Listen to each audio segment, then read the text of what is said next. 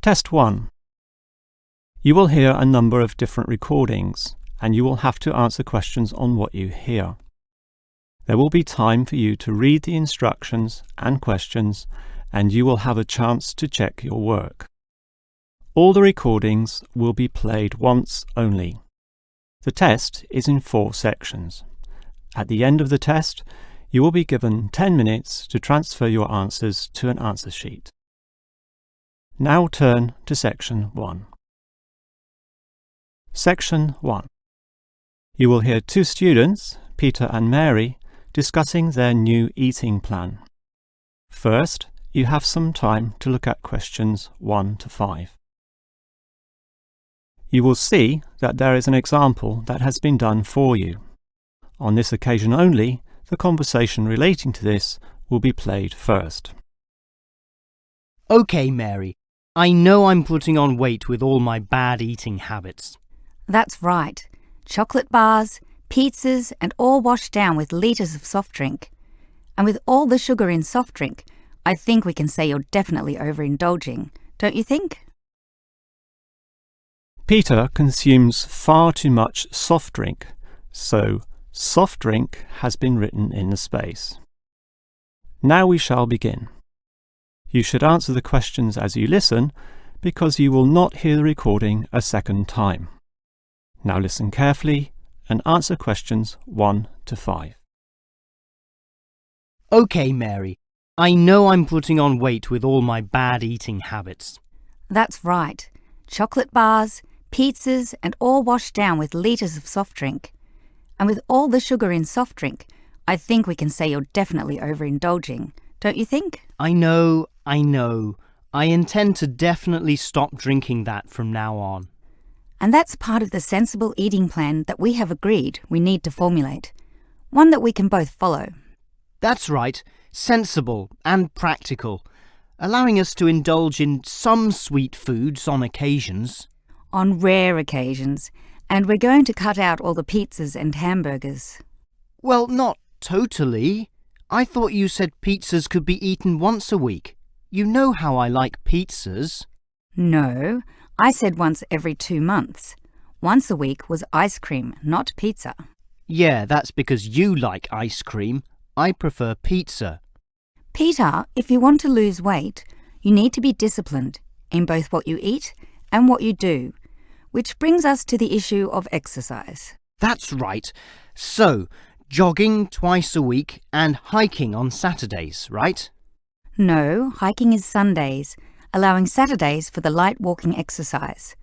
I've investigated and discovered there are a lot of walking trails around this suburb, with many beautiful places if you just look around. So, what's happening this Saturday? A walk around the city? That's later in the month.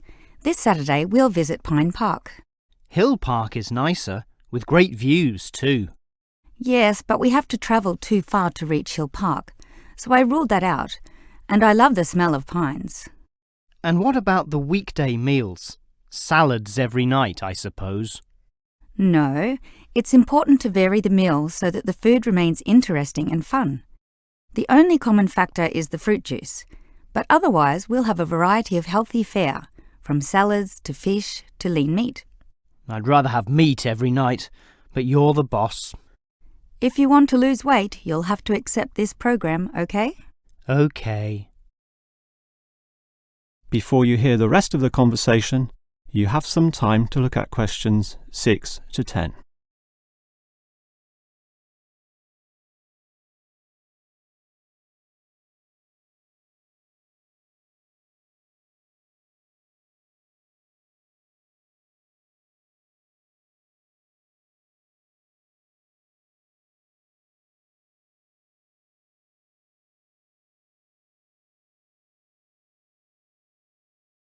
Now listen and answer questions 6 to 10. Now, Mary, you said we could have a little treat in our diet plan 3 times a week, specifically Tuesdays, Thursdays and Sundays. Yes, a very small treat, but something to reward us for all the discipline shown. Such rewards will motivate us to continue the diet. So on Tuesdays, what can I choose? You have a choice between a small serving of chocolate, ice cream or biscuits? OK, well, I'll go for the biscuits. I love those crunchy little things with my cup of tea. So do you, right? I do indeed, so I'll have them too, saving the ice cream for later. But I know how much you like ice cream, so why don't you save it for the end of the week? That will give you the motivation to keep going, and you can have chocolate midweek. That's a good idea, but I think the most important thing is for you and I to eat different things on those other 2 days. Well, if you think that way, I'll eat the ice cream on Thursdays, not the chocolate, OK?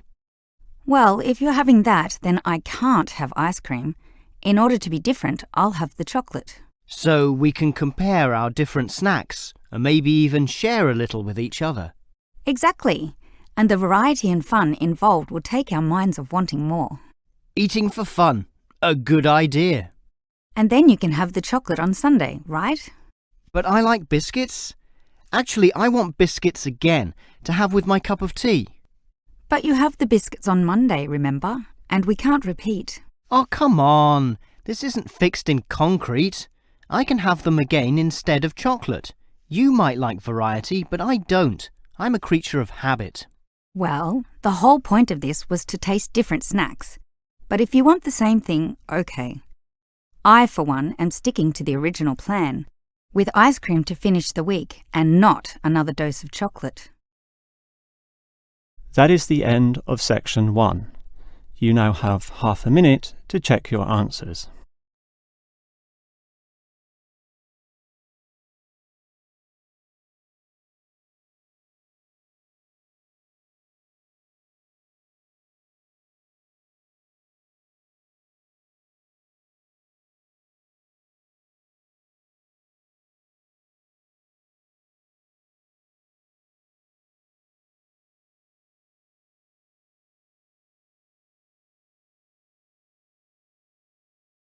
Now turn to section 2.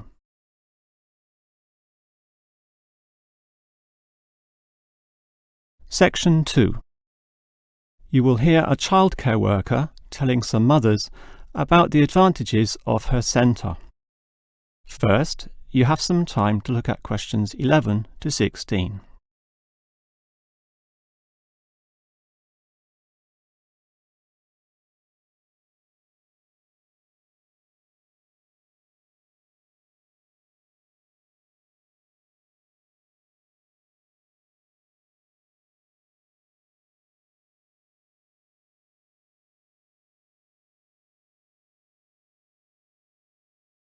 Now listen carefully and answer questions 11 to 16. Hello everyone, and welcome to the Stanfield Childcare Centre. Now I know you're all new mothers and you like to cling to your children. You've certainly spent a lot of time raising them to the age of 4 and are perhaps reluctant to leave them here at our centre. Well, one of the first things you should understand is that here it is safe. Very safe. Look around and you'll see that every room has padded walls. Other centres have standard painted walls, but here we have invested a lot to ensure your children will not hurt themselves when running around and possibly tripping over. This padding extends around all corners. That is, the areas most likely to bruise and cut your active little child. So, you can rest assured that any accidents of a physical nature are not likely to happen here. Now, you don't want to dump your child at this centre and let them waste their time. You want them to learn, and that's one of the greatest assets of our establishment. Our staff are not only trained childcare workers, but all of them have a special skill which they can impart to your child. Whether it be teaching the ABC, some basic mathematics, artistic skills, or physical education. We are particularly known for our preschool literacy program, and have a wealth of learning toys specially designed to develop your child's potential. Of course, one concern many mothers have is that, in environments such as these, colds and flus and other viral nasties can be easily spread around. It's a very legitimate concern, and one which we take seriously, and we pride ourselves on our precautions. For a start, unlike most centres which clean with standard detergents, We disinfect every surface at the end of every day, using a special disinfectant wash. Some places just wipe surfaces daily with a damp cloth, but not us, and that's just the start. We also physically check your children when they arrive every day. And if we feel your child is sick, we ask him or her to wear a face mask to ensure germs are not transmitted. If your child is noticeably sick, then we ask you to take them back home to recover. This might sound a little unkind, but we hope parents can understand that these measures are for the benefit of all. Before you hear the rest of the talk, you have some time to look at questions 17 to 20.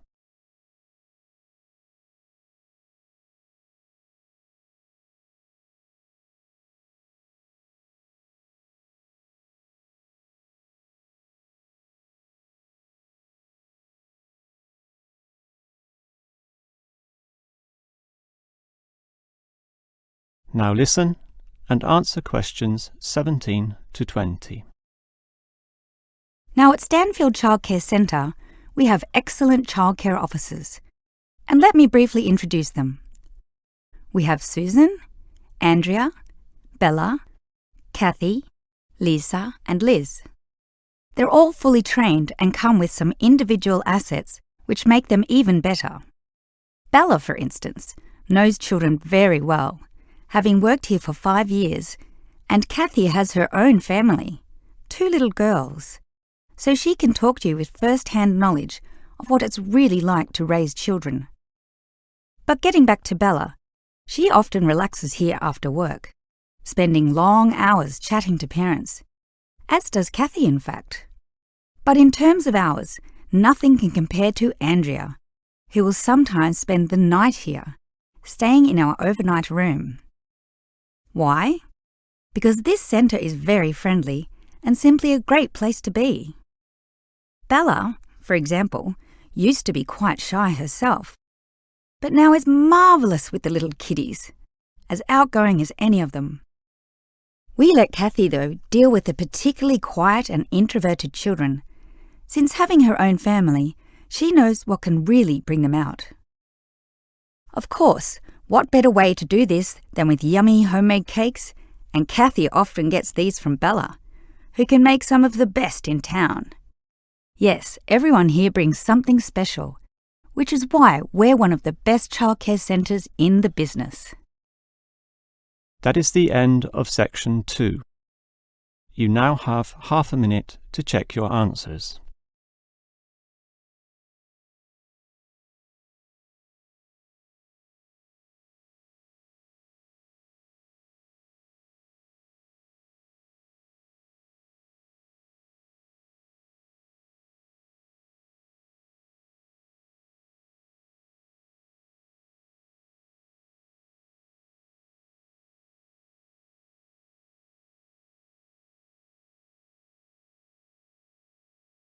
Now turn to section 3.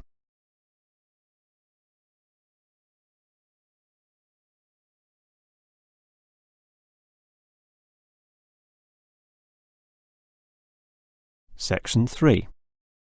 You will hear a student, Eric, talking to his lecturer, Miss Harris, about essay writing. First, you have some time to look at questions 21 to 25.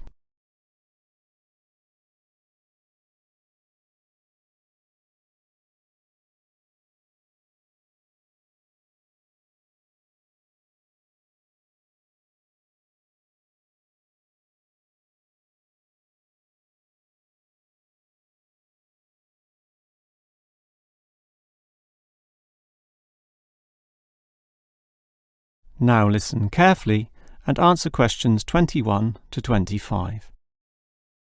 Hi, Miss Harris. Here we are talking once again. Well, I'm always willing to help out wherever possible. Is anything troubling you? Well, your advice last week about writing summaries was very useful, and I'm using these summaries a lot in order to prepare my final master's thesis. But you're having problems, right? Yes, I have a few issues to discuss. Obviously, I want a good essay, and I want to achieve high marks, but I'm not sure on the best way to start. That's an easy question. Start with a topic, but not one that I necessarily suggest, but one that you want to explore. You will always write better when doing so on a topic you are interested in, not one imposed upon you by others. Well, I'm interested in management theory. Then pursue that.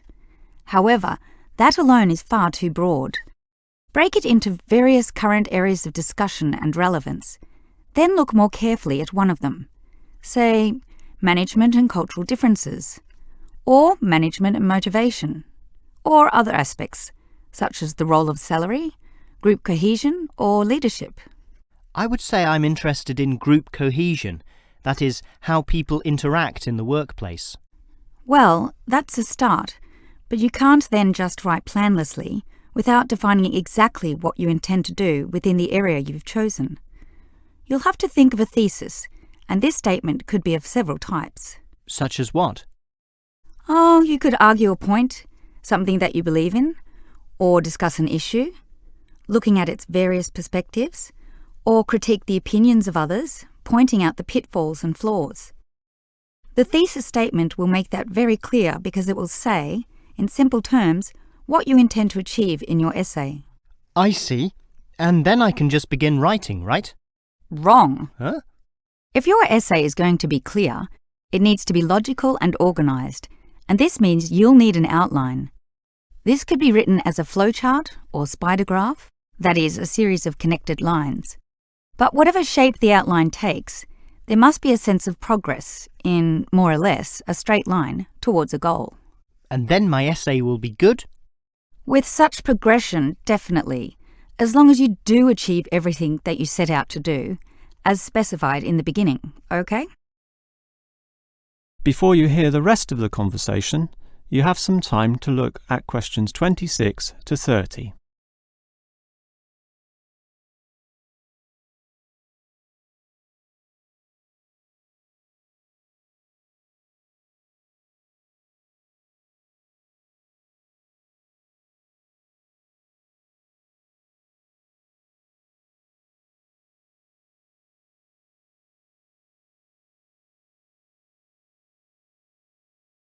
Now listen and answer questions 26 to 30. Well, Ms. Harris, your advice about essay writing all sounds very useful, solid and step by step, so I'll certainly follow that. But can you tell me in more general terms, what constitutes the best essay? Oh, there are many aspects to consider, but one of the most important is certainly original thinking. The best essays are written by people who think for themselves, and not just copy or imitate established views. I think I can do that. But remember, you can't just give a list of unsupported assertions. There needs to be support as well. A chain of logic linking each step in your argument. Right. Yet that alone is not enough. Your argument may be logically sound, but is it practically so? For that, you need examples from real life to illustrate your points or subpoints. I've got lots of examples from my course readings. I suppose I could use them. But remember, whenever you use an example or facts or figures that are not commonly known, you must give a reference. That's an academic necessity, without which your writing will automatically fail. So it's necessary to give these, right? Absolutely. And with that, your essay will be fine. But always ensure that you format it clearly. What do you mean? I mean the practical considerations, as written in the University Style Guide, such as leaving appropriate margins, using double spacing, Arial font, and so on. You see, your writing must look good as well as be good. I can certainly do that. And finally, related to the previous point, you need to respect the number of words required. Your individual lecturers will give you a word count figure, so follow what they say, making your essay neither too long nor too short. Perhaps 10% either way should be acceptable. 15% was common when I was younger, but it's a lot stricter now, and 20% would be pushing the boundaries just a little too far. I guess I can do all that. Thanks for your advice. That is the end of section 3. You now have half a minute to check your answers.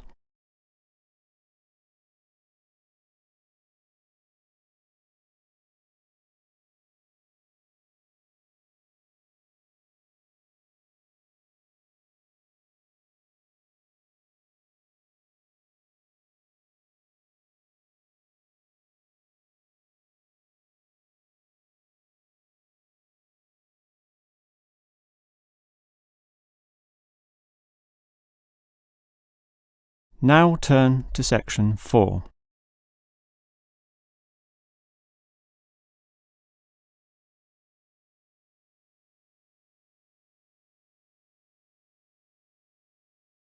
Section 4. You will hear a lecturer discussing the history of people's beliefs regarding whether the Sun or the Earth is at the centre of the solar system. First, you have some time to look at questions 31 to 33.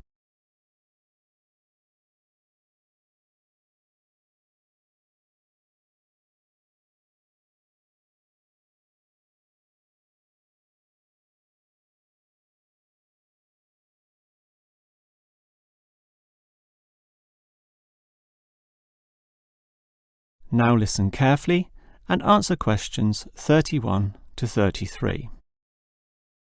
When looking at the night sky, the stars appear to revolve around the Earth, rising in the east and disappearing in the west. The Earth itself seems solid, fixed and stable, and such common sense perception suggests that the Earth is the centre of the universe. This is known as geocentrism, with geo meaning Earth, and all pre-modern civilizations drew this conclusion.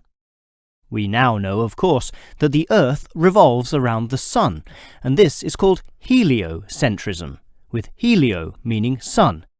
But historically, it took quite a while for this to be deduced.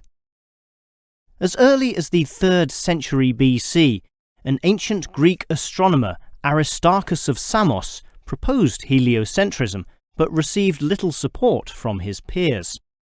Similarly, throughout subsequent history, isolated individuals proposed this new idea, but again, no one was listening.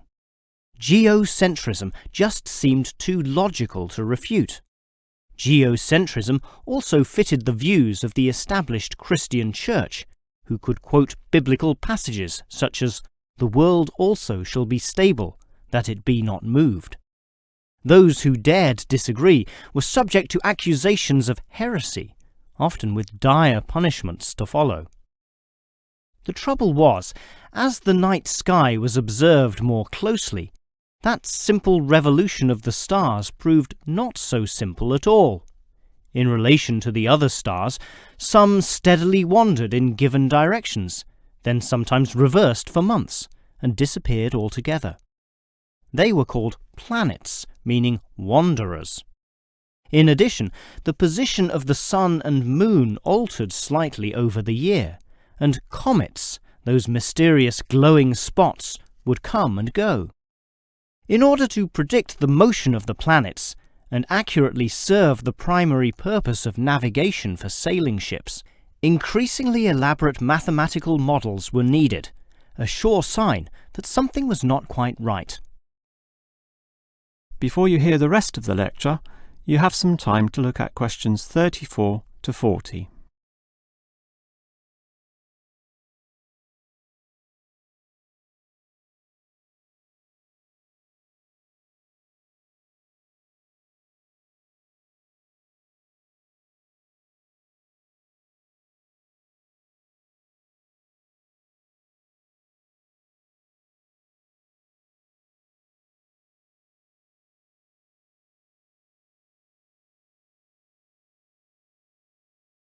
Now listen and answer questions 34 to 40.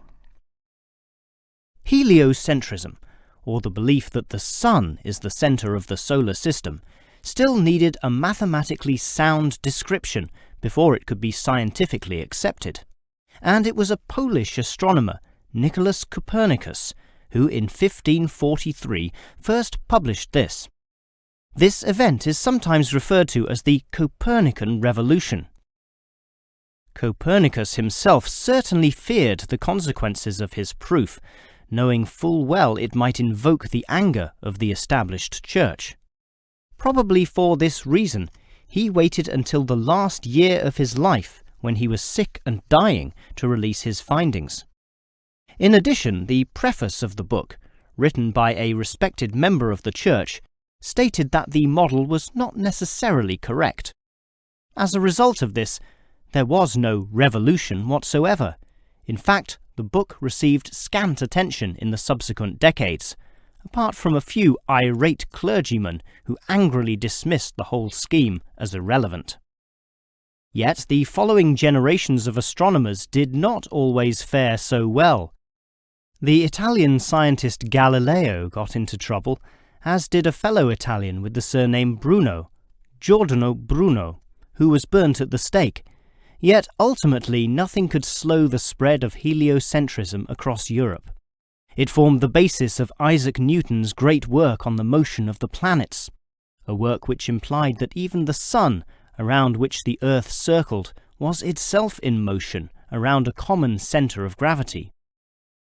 No discourse about heliocentrism could finish without mentioning that, somewhat unbelievably, there still exist those today who choose to believe that the Earth is the centre of the universe. Modern geocentrism is usually the result of literal interpretations of the Bible, which is the cornerstone of these people's beliefs.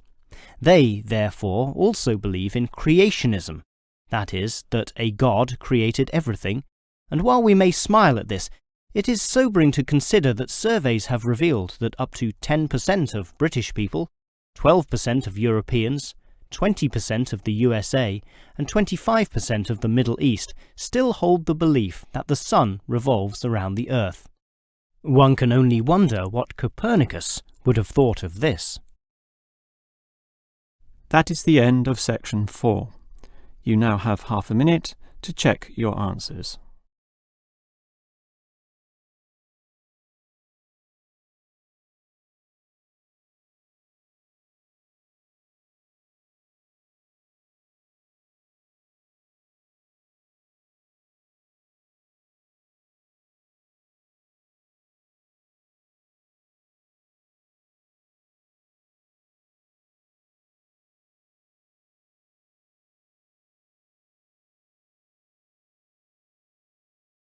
That is the end of the listening test. In the real IELTS test, you would now have 10 minutes to transfer your answers to the answer sheet.